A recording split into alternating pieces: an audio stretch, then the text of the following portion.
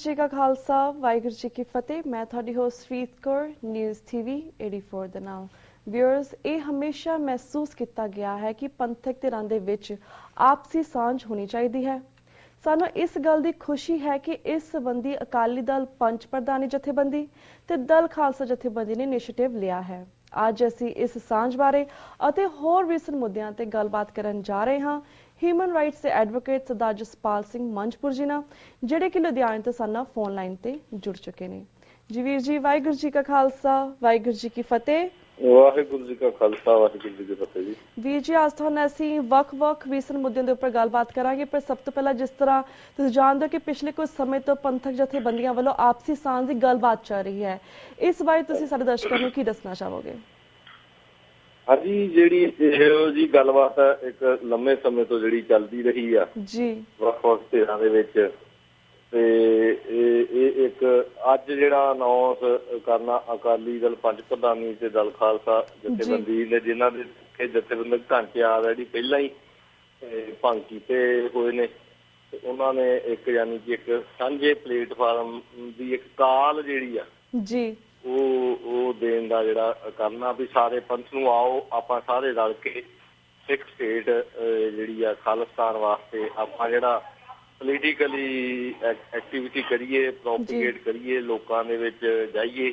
ਉਹ ਜਿਹੜਾ ਪਵਿੱਤਰ ਮੁੱਦਾ ਸਾਡੀਆਂ ਭਾਵਨਾਵਾਂ ਦੇ ਨਾਲ ਜੁੜਿਆ ਹੋਇਆ, ਉਹ ਕਿਤੇ ਨਾਅਰਿਆਂ ਤੇ ਇਲੈਕਸ਼ਨ ਮੁੱਦੇ ਦੇ ਵਿੱਚ ਹੀ ਗਵਾਚ ਕੇ ਨਾ ਰਹਿ ਜਾਵੇ, ਤੇ ਉਹਦੇ ਵਾਸਤੇ ਅਸੀਂ ਇੱਕ ਜਿਹੜੀ ਲੜਾਈ ਆ ਉਹਨੂੰ ਕੌਮਾਂਤਰੀ ਪੱਧਰ ਤੇ ਖਾਸ ਤੌਰ ਤੇ ਹਿੰਦੁਸਤਾਨ ਤੇ ਪੰਜਾਬ ਦੇ ਵਿੱਚ ਕਿਵੇਂ ਲੋਕਾਂ ਨੂੰ ਉਹਦੇ ਨਾਲ ਮੁੱਦੇ ਦੇ ਨਾਲ ਜੋੜਨਾ, ਜਿਹੜਾ ਕਿ ਦੇਖਣ ਨੂੰ ਤਾਂ ਕੰਮ ਥੋੜੇ ਜਿਹੇ ਬੰਦਿਆਂ ਦਾ ਹੀ ਹੈਗਾ, ਪਰ ਇੱਕ ਜਿਹੜਾ ਉਹਦਾ ਘੇਰਾ ਆ ਉਹ ਇੱਕ ਬਹੁਤ ਵਿਸ਼ਾਲ ਹੈਗਾ। ਸੋ ਉਹ ਉਹਨਾਂ ਵੱਲੋਂ ਜਿਹੜਾ ਉਹਨਾਂ ਦੇ ਮੁਖੀਆਂ ਵੱਲੋਂ ਜਿਹੜਾ ਅੱਜ ਅਨਾਉਂਸ ਕਰਨ ਦਾ ਜਿਹੜਾ ਮੀਡੀਆ ਦੇ ਵਿੱਚ ਗੱਲ ਆਈ ਵੀ ਉਹਨਾਂ ਨੇ ਅੰਮ੍ਰਿਤਸਰ ਦੇ ਵਿੱਚ ਪ੍ਰੈਸ ਕਾਨਫਰੰਸ ਕਰਕੇ ਅਨਾਉਂਸ ਕਰਨਾ, ਇਹ ਸਾਰੇ ਪੰਥ ਨੂੰ ਵੈਲਕਮ ਕਰਨਾ ਚਾਹੀਦਾ। ਹੋਰ ਵੀ ਜਿਹੜੀਆਂ ਧਿਰਾਂ ਜਿਹੜੀਆਂ ਸੁਸ਼ੀਲਤ ਨੇ ਖਾਲਿਸਤਾਨ ਦੀ ਸਥਾਪਤੀ ਵਾਸਤੇ, ਸਿੱਖ ਸਟੇਟ ਵਾਸਤੇ, ਤਾਂ ਉਹਨਾਂ ਨੂੰ ਨਾਲ ਆ ਕੇ ਰਹਿਣਾ ਚਾਹੀਦਾ, ਤਾਂ ਜੋ ਇੱਕ ਵਧੀਆ ਤੇ ਨਰੋਆ ਜਿਹੜਾ ਉਹ ਪਲੇਟਫਾਰਮ ਪੰਥ ਨੂੰ ਮਿਲ ਸਕੇ, ਤੇ ਜਿਹੜੀ ਸਾਡੀ ਇਹ ਸਿਆਸੀ ਲੜਾਈ ਹੈਗੀ ਹੈ ਇਹਨੂੰ ਅੱਗੇ। ਇਹਦੇ ਵਿੱਚ ਜਿਹੜੀ ਇੱਕ ਖਾਸ ਗੱਲ ਮੈਂ ਸਮਝਦਾ ਉਹ ਇਹ ਆ ਵੀ ਇਹ ਜਿਸ ਤਰ੍ਹਾਂ ਕਿ ਹੋਰ ਕਈ ਇਹ ਪਾਸੇ ਇਕੱਠ ਹੋਣ ਦੇ ਯਤਨ ਕੀਤੇ ਜਾ ਰਹੇ ਨੇ, ਗੱਲਾਂ ਕੀਤੀਆਂ ਜਾ ਰਹੀਆਂ ਵੀ ਕੇਵਲ ਪੰਜਾਬ ਵਿਧਾਨ ਸਭਾ ਚੋਣਾਂ ਦੇ ਮੱਦੇ ਨਜ਼ਰ ਜਿਹੜੀ ਇਕੱਠਾ ਹੋਇਆ ਜਾਵੇ। ਉਹ ਵਿਧਾਨ ਸਭਾ ਚੋਣਾਂ ਤਾਂ ਮੈਂ ਸਮਝਦਾ ਬਹੁਤ ਇੱਕ ਉਸ ਸਾਡੇ ਨਿਸ਼ਾਨੇ ਦੇ ਰਾਹ ਦੇ ਵਿੱਚ ਬਹੁਤ ਛੋਟਾ ਜਿਹਾ ਪੜਾਅ ਹੈਗਾ। ਸੋ ਇਹਨਾਂ ਦਾ ਕਿਸੇ ਤਰ੍ਹਾਂ ਦੀਆਂ ਜਿਹੜੀਆਂ ਇੰਡੀਅਨ ਸਿਸਟਮ ਦੇ ਅਧੀਨ ਲੜੀਆਂ ਜਾਣ ਵਾਲੀਆਂ ਚੋਣਾਂ ਨੇ, ਖਾਸ ਤੌਰ ਤੇ ਲੋਕ ਸਭਾ, ਵਿਧਾਨ ਸਭਾ, ਤੇ ਉਹ ਇਸ ਤੋਂ ਬਾਅਦ ਹੋਣਗੀਆਂ। ਉਹ ਨਿਸ਼ਾਨਾ ਨਹੀਂ ਹੋਊਗਾ ਵੀ ਅਸੀਂ 2017 ਦੇ ਵਿੱਚ ਕੋਈ ਮੁੱਖ ਮੰਤਰੀ ਬਣਨਾ ਜਾਂ MLA ਬਣਨਾ। ਇਹ ਇੱਕ ਵੱਡਾ ਮਿਸ਼ਨ ਆ ਕੌਮ ਦਾ। ਇਹ ਇਕੱਲਾ ਪੰਜਾਬ ਦੇ ਵਿੱਚ ਵਸਣ ਵਾਲੇ ਸਿੱਖਾਂ ਦਾ ਨਹੀਂ, ਦੇਸ਼ਾਂ ਵਿਦੇਸ਼ਾਂ 'ਚ ਵਸਦੇ ਹਰੇਕ ਸਿੱਖ ਦੀ ਜਿਹੜੀ ਮਨ ਦੀ ਰੂਹ ਕਿਆ ਰਾਜ ਕਰੇਗਾ ਖਾਲਸਾ, ਜਾਂ ਮੌਜੂਦਾ ਸਮੇਂ 'ਚ ਖਾਲਿਸਤਾਨ ਦੀ ਜਿਹੜੀ ਗੱਲ ਹੈਗੀ ਹੈ ਉਹਨੂੰ ਸਾਕਾਰ ਕਰਨ ਦੇ ਵਿੱਚ ਇੱਕ ਸੁਚੱਜਾ ਇੱਕ ਯਤਨ ਹੈਗਾ। ਇਹਨੂੰ ਵੈਲਕਮ ਕਰਨਾ ਬਣਦਾ ਤੇ ਸਾਰਿਆਂ ਨੂੰ ਇਹਦੇ ਨਾਲ ਸਹਿਯੋਗ ਕਰਨਾ ਜਿਹੜਾ ਚਾਹੀਦਾ ਹੈਗਾ। ਜੋ ਵੀ ਇਹਦੀ ਆਊਟਕਮ ਅੱਜ ਅਨਾਉਂਸ ਕਰਨ ਤੋਂ ਬਾਅਦ ਆਊਗੀ, ਕੋਈ ਕਿਸੇ ਦੇ ਰਾਹ ਸੁਝਾਅ ਹੋਣਗੇ ਸਾਰੇ ਕੌਮਾਂਤਰੀ ਪੱਧਰ ਤੇ ਸਿੱਖਾਂ ਦੇ, ਉਹਨਾਂ ਦੇ ਮੁਤਾਬਕ ਜਿਹੜਾ ਇਹ ਉਹਦਾ ਅਗਲਾ ਜਿਹੜਾ ਉਹ ਪੜਾਅ ਸ਼ੁਰੂ ਜਿਹੜਾ ਕੀਤਾ ਜਾਵੇਗਾ। बिल्कुल, thank you so much for the information Veer ji, क्योंकि ਅਸੀਂ ਪੂਰਾ ਸਹਿਯੋਗ ਵੀ ਦਿੰਦੇ, ਹਮਾਇਤ ਵੀ ਕਰਦੇ ਕਿ ਸਾਨੂੰ ਇਸ ਗੱਲ ਦੀ ਬਹੁਤ ਖੁਸ਼ੀ ਹੈ ਕਿ ਇਹ ਦੋ ਜਥੇਬੰਦੀਆਂ ਨੇ, ਇਹਨਾਂ ਨੇ ਐਲੀ ਫੱਲਾ ਉਪਰਾਲਾ ਕੀਤਾ ਹੈ, ਇੱਕ ਪਲੇਟਫਾਰਮ ਦੀ ਗੱਲ ਕੀਤੀ ਹੈ ਸਿੱਖ ਜਥੇਬੰਦੀਆਂ ਦਾ। ਸਾਨੂੰ ਇਸ ਲਈ ਬਹੁਤ ਖੁਸ਼ੀ ਹੈ, ਯੂਨਿਟੀ ਦੀ ਗੱਲ ਕੀਤੀ ਹੈ। So thank you so much ਕਿ ਸਾਨੂੰ ਇਹ ਇਨਫੋਰਮੇਸ਼ਨ ਦਿੱਤੀ। ਆਉਣ ਵਾਲੇ ਦਿਨਾਂ ਦੇ ਵਿੱਚ ਅਸੀਂ ਦੇਖਾਂਗੇ ਕਿ ਇਹਨਾਂ ਦਾ ਢਾਂਚਾ ਕਿਸ ਤਰ੍ਹਾਂ ਸਾਹਮਣੇ ਆਉਂਦਾ ਹੈ। ਸੋ ਵੀਰ ਜੀ, ਹੁਣ ਅਸੀਂ ਬਾਕੀ ਮੁੱਦਿਆਂ ਦੇ ਉੱਪਰ ਵੀ ਤੁਹਾਡੇ ਵਿਚਾਰ ਲੈਣੇ ਚਾਹਾਂਗੇ। ਜਿਸ ਤਰ੍ਹਾਂ ਤੁਸੀਂ ਜਾਣਦੇ ਕਿ ਭਾਰਤ ਦੀਆਂ 29 ਸਟੇਟਸ ਦੇ ਵਿੱਚੋਂ 20 ਸਟੇਟਸ ਦੇ ਵਿੱਚ ਗਾਂ ਨੂੰ ਮਾਰਨ ਅਤੇ ਗਊ ਮਾਸ ਵੇਚਣ ਤੇ ਪਾਬੰਦੀ ਲਗਾਈ ਗਈ ਹੈ। ਹੁਣ ਜੈਨੀਆਂ ਨੂੰ ਖੁਸ਼ ਕਰਨ ਦੇ ਲਈ ਇਹਨਾਂ ਦੇ ਧਾਰਮਿਕ ਦਿਨਾਂ ਦੇ ਮੌਕੇ ਹਰ ਤਰ੍ਹਾਂ ਦਾ ਮਾਸ ਵੇਚਣ ਤੇ ਪੰਜਾਬ ਦੇ ਵਿੱਚ ਜਾਂ ਬਾਕੀ ਦੇ ਸ਼ਹਿਰਾਂ ਦੇ ਵਿੱਚ ਵੀ ਪਾਬੰਦੀ ਲਗਾਈ ਗਈ ਹੈ। ਇਸ ਮੁੱਦੇ ਤੇ ਕਾਨੂੰਨੀ ਪੋਜੀਸ਼ਨ ਕੀ ਹੈ, ਇਸ ਬਾਰੇ ਅਸੀਂ ਤੁਹਾਡੇ ਕੋਲ ਵੇਰਵੇ ਜਾਣਕਾਰੀ ਲੈਣਾ ਚਾਹਾਂਗੇ। ਦੇਖੋ, ਜਿਹੜਾ ਵੀ ਕੋਈ ਸੱਭਿਆਚਾਰ ਹਾਵੀ ਹੋਵੇਗਾ ਕਿਸੇ ਪੋਲੀਟੀਕਲ ਸੈਟਅਪ ਦੇ ਉੱਤੇ, ਉਹਨਾਂ ਨੇ ਆਪਣੇ ਸੱਭਿਆਚਾਰ ਦੇ ਮੁਤਾਬਕ ਜਿਹੜੀ ਆ ਉੱਥੇ ਇਹ ਕਾਨੂੰਨ ਜਿਹੜੇ ਆ ਲਾਗੂ ਕਰਨੇ ਆ, ਕਿਉਂਕਿ ਲਾ ਦਾ ਤੇ ਕਲਚਰ ਦਾ ਆਪਸ ਦੇ ਵਿੱਚ ਬਹੁਤ ਗੂੜਾ ਸੰਬੰਧ ਰਿਹਾ ਸਦੀਆਂ ਤੋਂ। ਜਿਹੜਾ ਵੀ ਕਲਚਰ ਹਾਵੀ ਹੁੰਦਾ ਪੋਲੀਟੀਕਲ ਸੈਟਅਪ ਤੇ, ਉਹ ਆਪਣਾ ਲਾ ਦੇ ਵਿੱਚ ਉਹਨੂੰ ਇੰਪਲੀਮੈਂਟ ਕਰਦਾ। ਇਹੀ ਇਹ ਹਿੰਦੂ ਸਟੇਟ ਜਿਹੜੀ ਆ ਉਹ ਕਰ ਰਹੀ ਆ। ਪਰ ਜੇ ਪੁਰਾਣੇ ਵੇਦਾਂ ਦੇ ਵਿੱਚ ਦੇਖਿਆ ਜਾਵੇ, ਪੁਰਾਣਾ ਦੇ ਵਿੱਚ ਦੇਖਿਆ ਜਾਵੇ ਤਾਂ ਗਊ ਹੱਤਿਆ ਜਿਹੜੀ ਆ ਉਹ ਕੋਈ ਪਾਪ ਨਹੀਂ ਸੀ।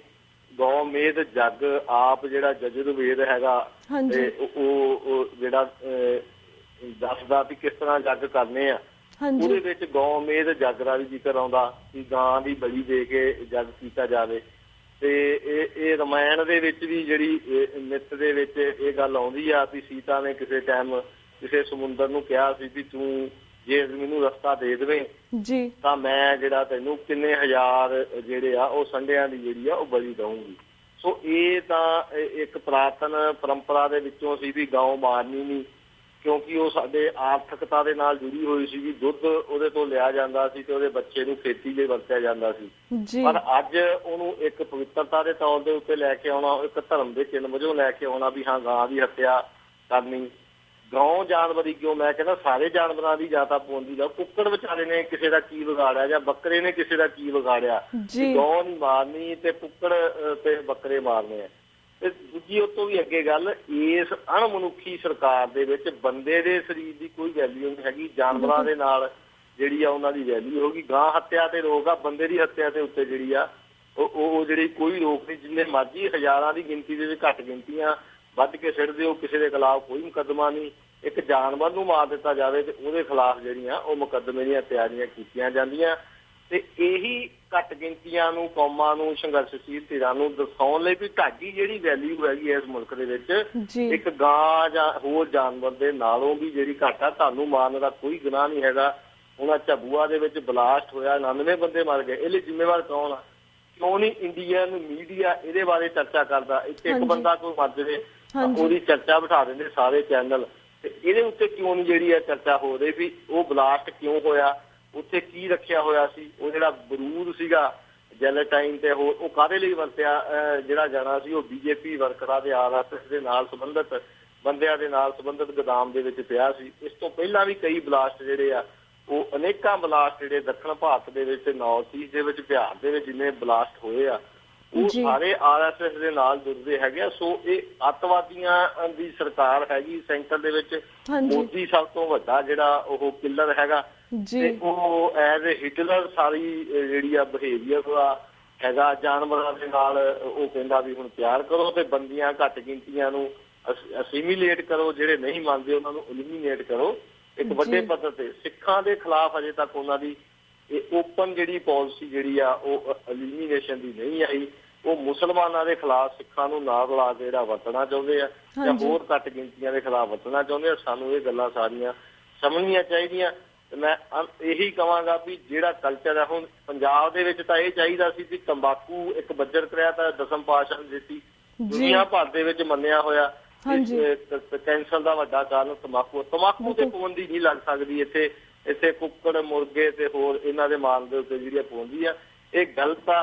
ਕਿਸੇ ਇੱਕ ਧਰਮ ਦੇ ਇੱਕ ਕਲਚਰ ਦੇ ਆਧਾਰ ਦੇ ਉੱਤੇ ਕੋਈ ਪਾਬੰਦੀਆਂ ਲਾਉਣੀਆਂ ਇਹ ਜਿਹੜੀਆਂ ਮਨੁੱਖਤਾ ਦੇ ਨਾਲ ਸੰਬੰਧਿਤ ਨਹੀਂ ਹੈਗੀਆਂ, ਜਿਹੜੀਆਂ ਸਿਰਫ ਇੱਕ ਵੋਟ ਪੋਲਿਟਿਕਸ ਨੂੰ ਜਿਹੜੀ ਉਹ ਦਿੰਦੀਆਂ, ਵਾਅਦਾ ਕਰਦੀਆਂ ਵੀ ਹਾਂ ਇਹਨਾਂ ਲੋਕਾਂ ਦੀ ਵੋਟ ਲੈਣ ਲਈ ਅਸੀਂ ਇੱਕ ਹਫ਼ਤੇ ਲਈ ਜਿਹੜੀ ਬੰਦ ਕਰ ਦਿੱਤੀ ਆ। ਤੇ ਗੁਰੂ ਦਸਮ ਪਾਤਸ਼ਾਹ ਦਾ ਜਿੱਦਣ ਜਨਮ ਦਿਨ ਵੀ ਹੁੰਦਾ, ਵਿਸਾਖੀ ਹੁੰਦੀ ਆ, ਜਿੱਦਣ ਤੰਬਾਕੂ ਦੇ ਉੱਤੇ ਪਾਬੰਦੀ ਦੇ ਉੱਤੇ ਲਾਈ ਜਾਂਦੀ ਆ। ਦਸਮ ਪਾਤਸ਼ਾਹ ਨੇ ਪਰਾਈ ਇਸਤਰੀ ਪਰ ਪੁਲਿਸ ਗਮਨ ਤੇ ਵੀ ਪਾਬੰਦੀ ਲਾਈ ਆ। ਉਹ ਅੱਡੇ ਜਿਹੜੇ ਖੋਲੇ ਜਾ ਰਹੇ ਆ, ਤੰਬਾਕੂ ਦੇ ਅੱਡੇ ਖੋਲੇ ਜਾ ਰਹੇ ਆ।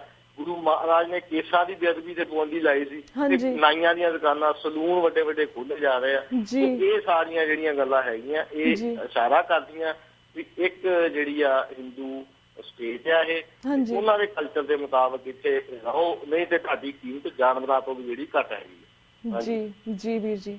ਤੇ ਵੀਰ ਜੀ ਹੁਣ ਅਸੀਂ ਨੈਕਸਟ ਮੁੱਦੇ ਦੇ ਉੱਪਰ ਵੀ ਤੁਹਾਡੇ ਵਿਚਾਰ ਲੈਣਾ ਚਾਹਾਂਗੇ, ਜਿਸ ਤੋਂ ਅਸੀਂ ਜਾਣਦੇ ਕਿ ਔਰਥਰ ਰਾਹੁਲ ਚੰਦਨ ਵੱਲੋਂ ਪਬਲਿਸ਼ ਕੀਤੀ ਗਈ ਸੀ ਬੁੱਕ KPS ਗਿੱਲ ਦਾ ਪੈਰਾਮਾਉਂਟ ਕਾਪ ਪਿਛਲੇ ਦਿਨੀ। ਐਂਡ ਇਸ ਕਿਤਾਬ ਦੇ ਵਿੱਚ ਬਾਦਲ ਤੇ KPS ਗਿੱਲ ਦੀਆਂ ਮਿਲਣੀਆਂ ਦਾ ਕਾਫੀ ਜ਼ਿਕਰ ਹੈ। ਇਸ ਬਾਰੇ ਤੁਸੀਂ ਸਾਡੇ ਦਰਸ਼ਕਾਂ ਨੂੰ ਕੀ ਕਹਿਣਾ ਚਾਹੋਗੇ? ਦੇਖੋ ਇਹ ਤਾਂ ਇਹ ਆਪਾਂ ਕਹੀਏ ਵੀ ਕੋਈ ਕਿਤਾਬ ਦੱਸੇਗੀ ਸਿੱਖਾਂ ਨੂੰ ਵੀ KPS ਗਿੱਲ ਤੇ ਬਾਦਲ ਦੇ ਵਿੱਚ ਕੋਈ ਸਾਂਝ ਸੀ, ਜੀ। ਇਹ ਤਾਂ ਇਹ ਪਹਿਲਾਂ ਹੀ ਜੱਗ ਜ਼ਾਹਰ ਹੈਗੇ। ਬਾਦਲ ਦੀ ਸਰਕਾਰ ਹੀ ਉਦੋਂ ਬਣੀ ਜਦੋਂ ਸੈਂਟਰ ਦੇ ਨਾਲ KPS ਗਿੱਲ ਆਪਣੇ ਆਪ ਦੇ ਵਿੱਚ ਕੁਝ ਨਹੀਂ ਸੀ। KPS ਗਿੱਲ ਦਾ ਕੋਈ ਵੀ DGP ਜਿਹੜਾ ਪੁਲਿਸ ਹੈਗਾ ਉਹ ਆਪਣੇ ਆਪ ਦੇ ਵਿੱਚ ਨਹੀਂ ਵੀ ਉਹਨੇ ਆਪਣੀਆਂ ਪਾਵਰਾਂ ਦੀ ਦੁਰਵਰਤੋਂ ਕੀਤੀ।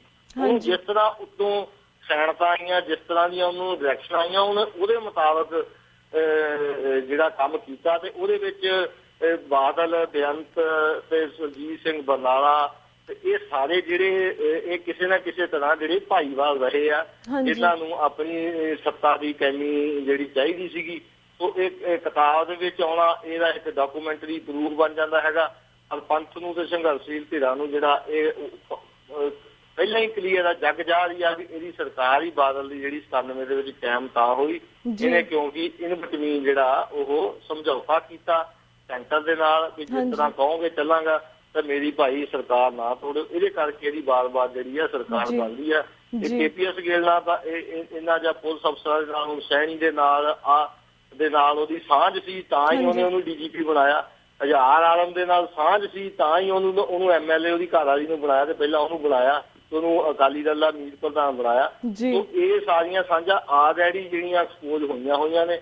KPS ਗਿੱਲ ਨਾਲ ਸਪੈਸੀਫਿਕ ਜਿਹੜੀ ਗੱਲ ਆਉਣੀ ਆ ਉਹ ਉਤੋਂ ਇੱਕ ਹੋਰ ਇਹਦੀ ਕਾਲੀ ਚਾਦਰ ਜਿਹੜੀ ਹੋ ਚੁੱਕੀ ਹੈ, ਚਿੱਟੀ ਚਾਦਰ ਕਾਲੀ, ਉਹਦੇ ਉੱਤੇ ਹੋਰ ਗੂੜਾ ਹੋ ਗਿਆ। ਇਹਨੇ ਉਹਦੇ ਨਾਲ ਵੀ ਸਾਂਝ ਕਰਕੇ ਜਿਹੜੀ ਪੰਥ ਦੀ ਪਿੱਠ ਦੇ ਵਿੱਚ ਛੁਰਾ ਮਾਰਿਆ। ਜੀ ਬਿਲਕੁਲ ਵੀਰ ਜੀ। ਤੇ ਵੀਰ ਜੀ ਸਾਡੇ ਕੋਲ ਇੱਕ ਅੱਧਾ ਮਿੰਟ ਰਹਿ ਗਿਆ। ਐਟ ਦੀ ਐਂਡ ਅਸੀਂ ਜਿਸ ਤਰ੍ਹਾਂ ਜਥੇਦਾਰ ਅਕਾਲ ਤਖਤ ਸਾਹਿਬ ਵੱਲੋਂ SGPC ਪ੍ਰਧਾਨ ਮੱਕੜ ਨੂੰ ਬੈਸਟ ਸ਼੍ਰੋਮਣੀ ਸੇਵਾਦਾਰ ਦਾ ਅਵਾਰਡ ਦਿੱਤਾ ਗਿਆ ਹੈ ਕੁਝ ਦਿਨ ਪਹਿਲਾਂ, ਇਸ ਸਭ ਨੂੰ ਤੁਸੀਂ ਕਿਵੇਂ ਵੇਖਦੇ ਹੋ? ਇਸ ਬਾਰੇ ਸਾਨੂੰ ਦੱਸੋ। ਦੇਖੋ, ਉਹਦਾ ਅੰਨਾ ਵੰਡੇ ਰਿਓੜੀਆਂ ਮੁੜ ਆਪਣਿਆਂ ਨੂੰ, ਤੂੰ ਮੈਨੂੰ ਮੁੱਲਾ ਕਹਿ ਮੈਂ ਤੈਨੂੰ ਕਾਜੀ ਕਹਿਣਾ। ਇਹ ਪੰਜਾਬੀ ਦੀਆਂ ਜਿਹੜੀਆਂ ਅਖੌਤਾਂ ਇਹਨਾਂ ਦੇ ਉੱਤੇ ਲਾਗੂ ਹੁੰਦੀਆਂ ਨੇ। ਆਪ ਕੰਮ ਕੋਈ ਕਰਨਾ ਨਹੀਂ, ਉਹਨੂੰ ਪਤਾ ਕਿਸੇ ਨੂੰ ਫਕਰੇ ਕੌਮ, ਕੋਈ ਸ਼੍ਰੋਮਣੀ ਸੇਵਕ, ਕੋਈ ਸ਼੍ਰੋਮਣੀ ਰਾਗੀ, ਕੋਈ ਸੇਵਕ ਤਾਂ ਕਦੀ ਸ਼੍ਰੋਮਣੀ ਜਾਂ ਘੱਟ ਹੁੰਦਾ ਹੀ ਨਹੀਂ। ਸੇਵਕ ਤਾਂ ਗੁਰੂ ਘਰ ਦੇ ਸੇਵਕ ਜਿਹੜੇ ਆ, ਉਹ ਸੇਵਕ ਆਪਣੇ ਆਪ ਦੇ ਵਿੱਚ ਜਿਹੜਾ ਸੰਪੂਰਨ ਸ਼ਬਦ ਹੈਗਾ ਉਹ ਸ਼੍ਰੋਮਣੀ ਜਾਂ ਕੋਈ ਹੋਰ ਕਿਸੇ ਤਰ੍ਹਾਂ ਦਾ ਜਿਹੜਾ ਉਹ ਚ ਅਗੇਤਰ ਪਛੇਤਰ ਲਾਉਣਾ। ਸੇਵਕ ਆਪਣੇ ਆਪ ਦੇ ਵਿੱਚ ਸੰਪੂਰਨ ਸ਼ਬਦ ਹੈਗਾ। ਜਿਹੜਾ ਸੇਵਕ ਹੈ ਉਹ ਸੇਵਕ ਆ, ਜਾਂ ਤਾਂ ਉਹ ਨਹੀਂ ਸੇਵਕ ਹੈਗਾ। ਵੱਧ ਘੱਟ ਸੇਵਾ ਨਹੀਂ ਕਿਸੇ ਦੀ ਹੁੰਦੀ। ਇਹਨੇ ਇਹ ਪ੍ਰਧਾਨ ਹੈ, ਇਹਦੀ ਵੱਧ ਸੇਵਾ, ਜਿਹੜਾ ਚਪੜਾਸੀ ਹੈ ਸ਼੍ਰੋਮਣੀ ਕਮੇਟੀ 'ਚ ਉਹਦੀ ਘੱਟ ਸੇਵਾ। ਸੋ ਇਹ ਐਵੇਂ ਪੰਥ ਦੇ ਅੱਖਾਂ 'ਚ ਘੱਟਾ ਪਾਉਣ ਵਾਲੀ ਗੱਲ ਆ ਵੀ ਇਹ ਸ਼੍ਰੋਮਣੀ ਹੈ ਜੀ, ਇਹ ਘੱਟ ਆ। ਦੱਸੋ ਘੱਟ ਵਾਲਾ ਵੀ ਕਿਸੇ ਨੂੰ ਦਿਓ ਵੀ ਦੂਜੇ ਨੰਬਰ ਤੇ ਕੌਣ ਸੇਵਾਦਾਰ, ਤੀਜੇ ਤੇ ਕੌਣ ਆ? ਇਹ ਦਰਜਾਬੰਦੀ ਸਿੱਖੀ ਦੇ ਵਿੱਚ ਜਿਹੜੀ ਆ ਇਹ ਨਹੀਂ ਹੈਗੀ। ਇਹਨਾਂ ਨੂੰ ਗੁਰਮਤ ਦਾ ਕੋਈ ਪਤਾ ਨਹੀਂ ਹੈਗਾ, ਗੁਰਬਾਣੀ ਕੋਈ ਪੜ੍ਹਦੇ ਨਹੀਂ, ਨਿਤਨੇਮ ਇਹਨਾਂ ਦਾ ਹੈ ਨਹੀਂ। ਤੇ ਸਿਰਫ ਇਹ ਸਿਆਸੀ ਤੌਰ ਦੇ ਉੱਤੇ ਜਿਹੜੀ ਚਾਪਲੂਸੀ ਆ, ਜਥੇਦਾਰ ਗੁਰਬਚਨ ਸਿੰਘ ਨੇ ਆਪਣੇ ਮੁੰਡੇ ਨੂੰ MLA ਦੀ ਟਿਕਟ ਦੇਣ ਲਈ ਬਾਦਲ ਨੂੰ ਫਕਰੇ ਕੌਮ ਦਾ ਅਵਾਰਡ ਦਿੱਤਾ। ਇਹਦੀ ਚਾਪਲੂਸੀ ਕਰਨ ਲਈ ਇਹਨੂੰ ਸ਼੍ਰੋਮਣੀ ਸੇਵਕ ਦਾ ਦੇ ਦਿੱਤਾ।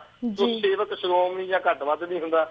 ਇਹਨਾਂ ਦੀਆਂ ਆਪਣੀ ਦਿਮਾਗ ਦੀਆਂ ਜਿਹੜੀਆਂ ਖੁਰਾਫਾਤੀਆਂ ਹੈਗੀਆਂ ਉਹਦੀ ਉਪਜ ਆ। ਸਿੱਖੀ ਦੇ ਵਿੱਚ ਸ਼੍ਰੋਮਣੀ ਜਾਂ ਘੱਟ ਵੱਧ ਜਿਹੜਾ ਸੇਵਕ ਉਹਦਾ ਕੋਈ ਮਤਲਬ ਨਹੀਂ। ਬਿਲਕੁਲ ਵੀਰ ਜੀ ਥੈਂਕ ਯੂ ਸੋ ਮਚ ਕਿ ਤੁਸੀਂ ਇਹਨਾਂ ਕੁਝ 20 ਮੁੱਦਿਆਂ ਦੇ ਉੱਪਰ ਆਪਣੇ ਵਿਚਾਰ ਵੇਰਵੇ ਸਹਿ ਸਾਡੇ ਦਰਸ਼ਕਾਂ ਨਾਲ ਸਾਂਝੇ ਕੀਤੇ। ਹੁਣ ਸਾਡਾ ਵਕਤ ਬ੍ਰੇਕ ਵੱਲ ਜਾ ਰਿਹਾ, ਤੁਹਾਡੇ ਕੋਲ ਇਜਾਜ਼ਤ ਲੈਂਦੇ ਹਾਂ। ਵਾਹਿਗੁਰੂ ਜੀ ਕਾ ਖਾਲਸਾ, ਵਾਹਿਗੁਰੂ ਜੀ ਕੀ ਫਤਿਹ। Viewers, वक्त हो गया एक छोटे से ब्रेक था। Keep watching News TV 84. We'll be right back after a short break.